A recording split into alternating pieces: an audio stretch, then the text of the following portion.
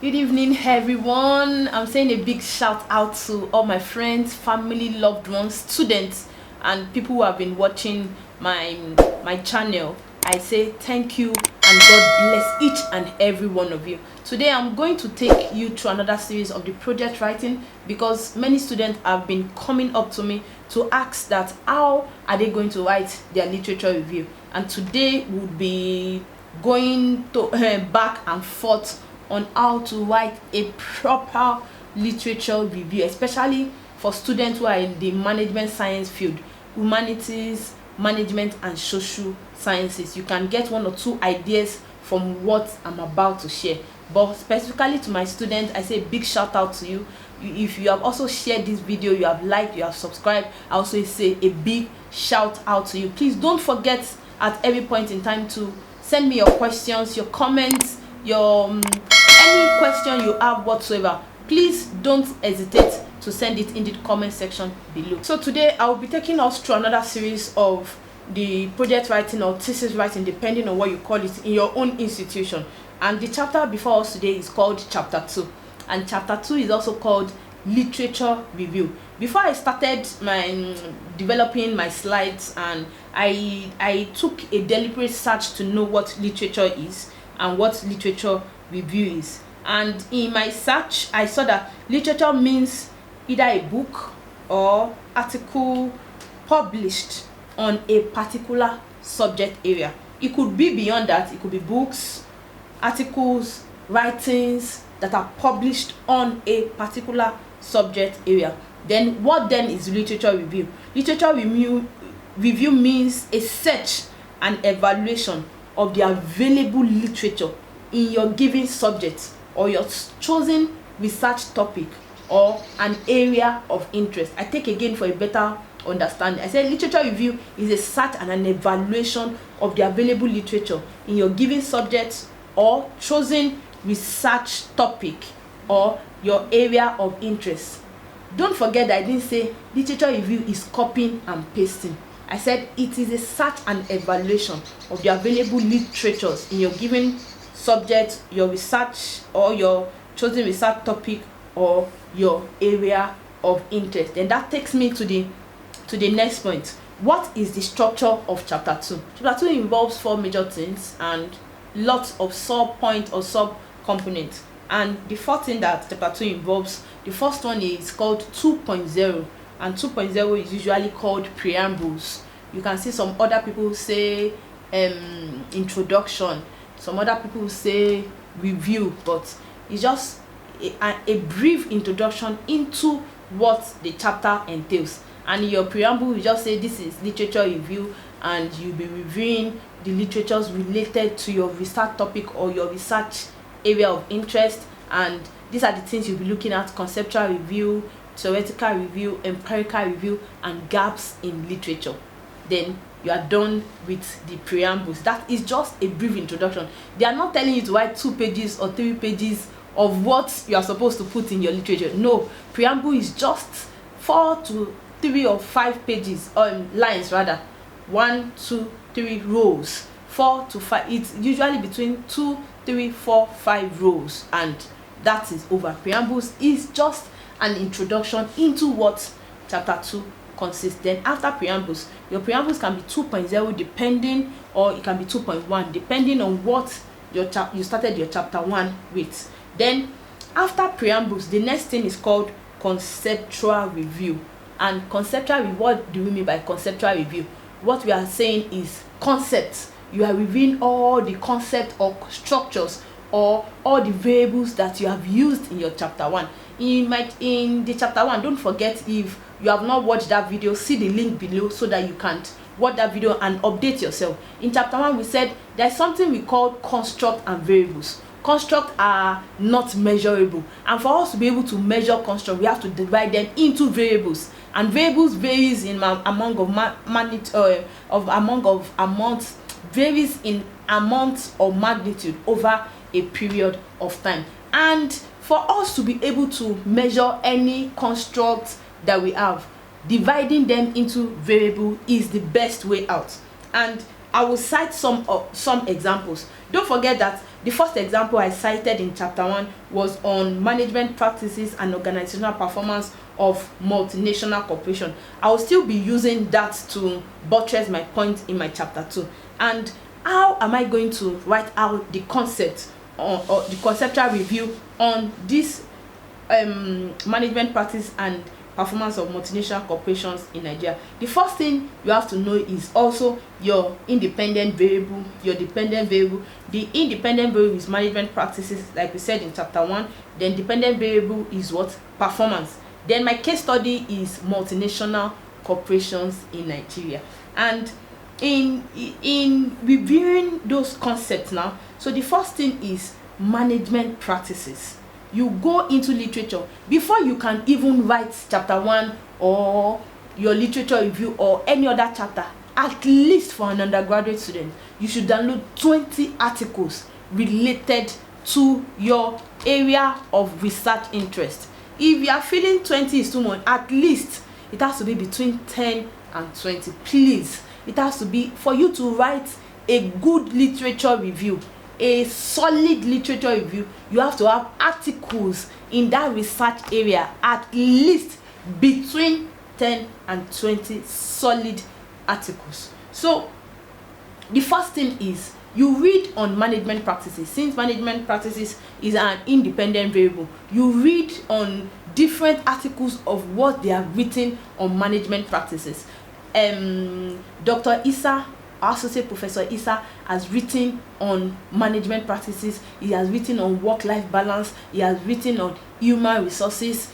Dr. Yusuf has also written on human resources, work-life balance. We have Professor Ajombadi, we have Professor Awodun, we have a lot of professors, Professor Akewi Shola, Professor Bamiro, and many of them have written on this article, on these topics, management practices.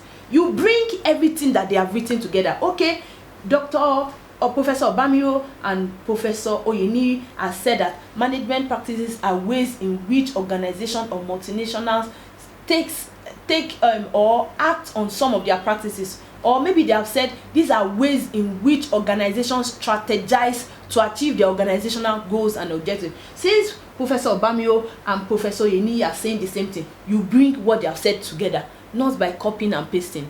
Since Professor Issa, Professor Anjombadi are also saying the same thing, you bring what they have said together and you document it in your own word. If, for example, Professor Awodun has said something different from what Professor Bamiro and Professor Oyeni has said, or what Professor Anjombadi has said, if Professor Awodun has said something different from me, you also write his own perspective down. Don't forget, that is just a single construct, management practices. Now you have written what Professor Bamiro, because Professor Bamiro and Professor Oyeni, what they said are alike. You have brought them together. What Professor Ajombadi and Professor Issa said, they have written something alike. You bring it together. What Professor Adeyemi and Professor Awodun, what they said, they have said something similar. You bring it together, and it is all these three different things that you bring together under your management practices to define what management practices is or what management practices are. I hope you understand. Then also, some other authors would have defined what management practices is in a different way rather, and we don't know them, but you have read them in literature. You also bring, okay, Dr. Tokiti has said management practices are so and so. Dr. Adebola has said management practices are so and so.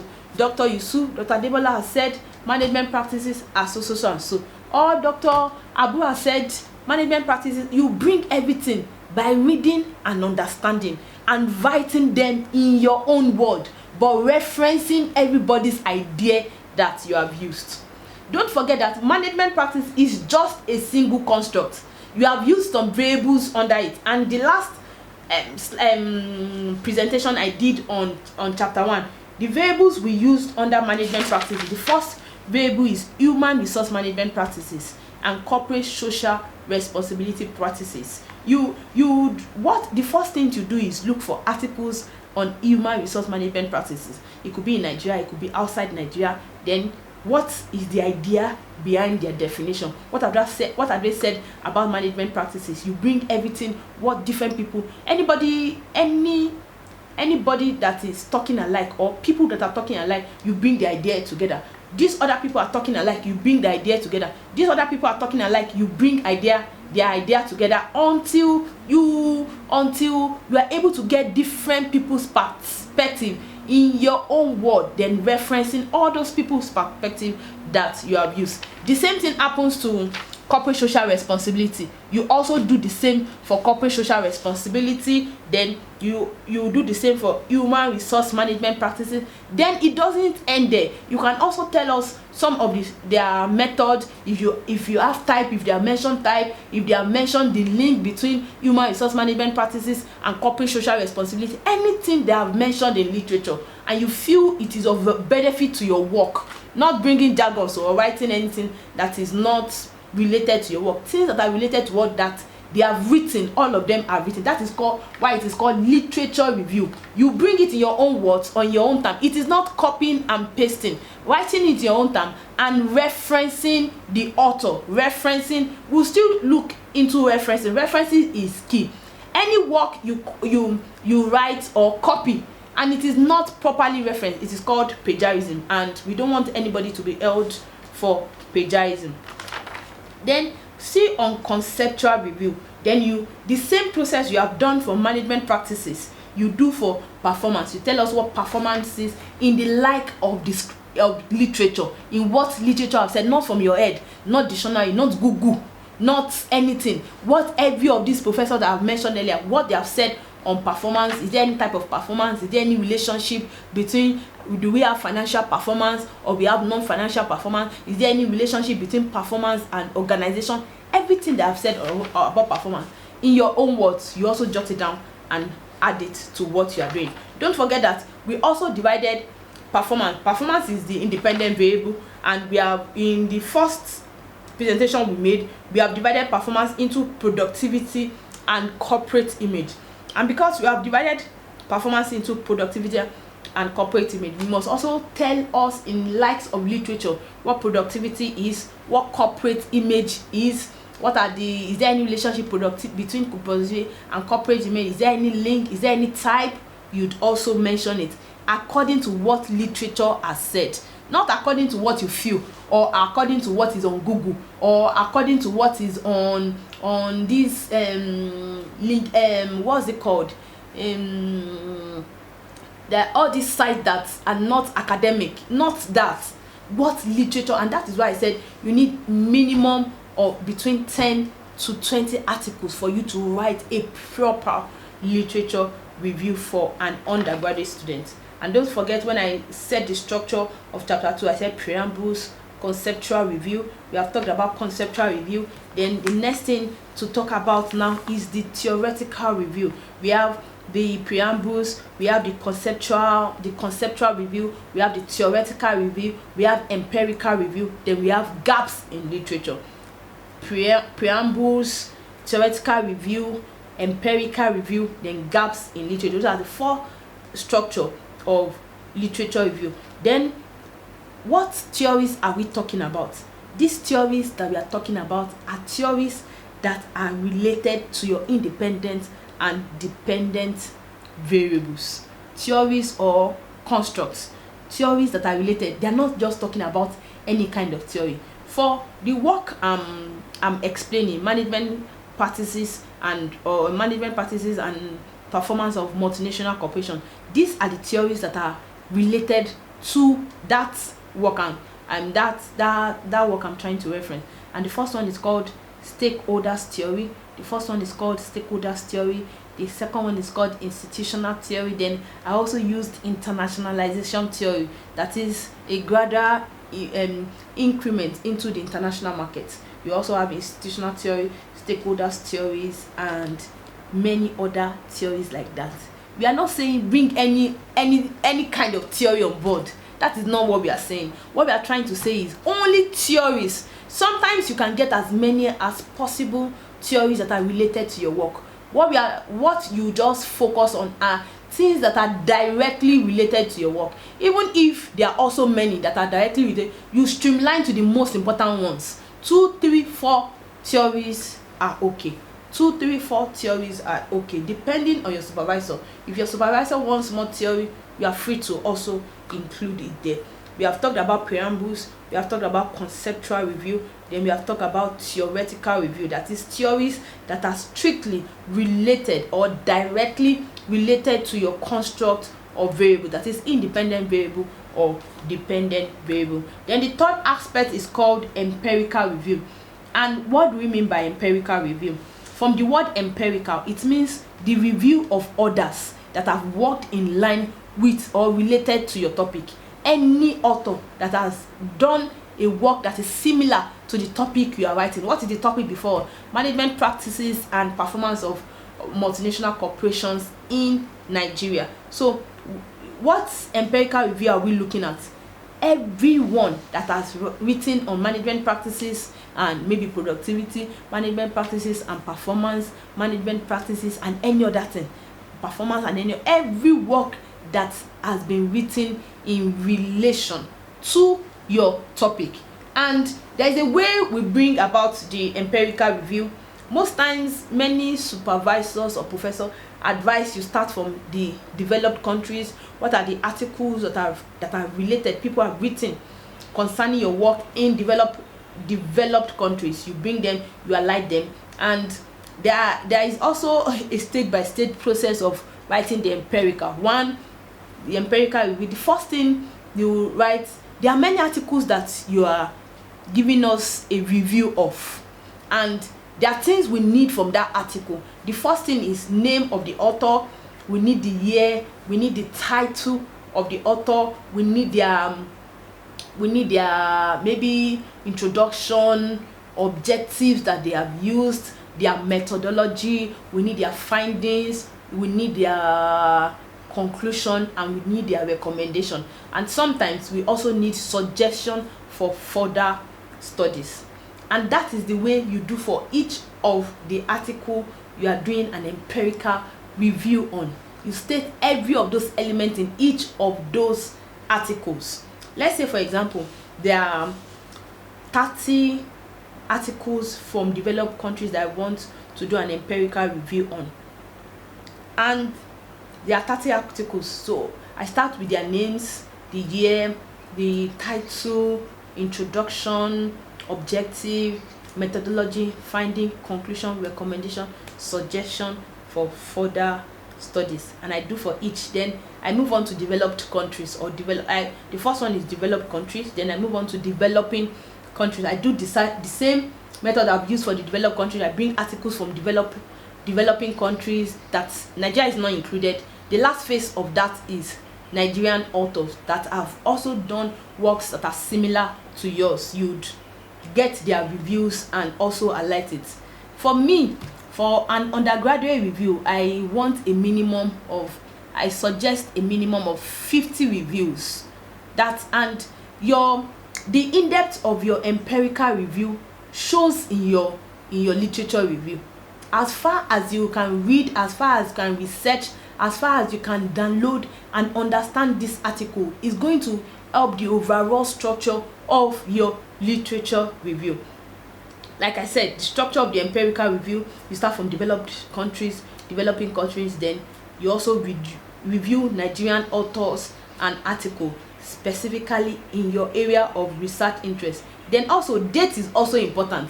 We are in 2022 now. You can't start reviewing articles of 1950, even when you were not born there. You cannot even cite most of those articles in 1950, 1960, and this is 2022. You were not born. You don't have. Most times that is a way to show that you have copied. You are now in 2022. You are reviewing articles of 1952, 1972, 1985 for me. And you are in 2022. We are not saying there should not be any old, it should not be too old. This is 2022, for crying out loud. It should not be too old. For any undergraduate student, I'm expecting articles for at least from 2010 to 2020 is 10 years. So then to 2022, that's like about 12 years. So if you range, if your empirical review starts between 2010 and 2022, I don't think it's a bad idea. And also make sure that recent articles are more than old articles, because there are always updates on many of those articles. Please take notes. Currency is of great importance. Currency of the year, how current the year is of great importance. Then the last one we'll look at is called what?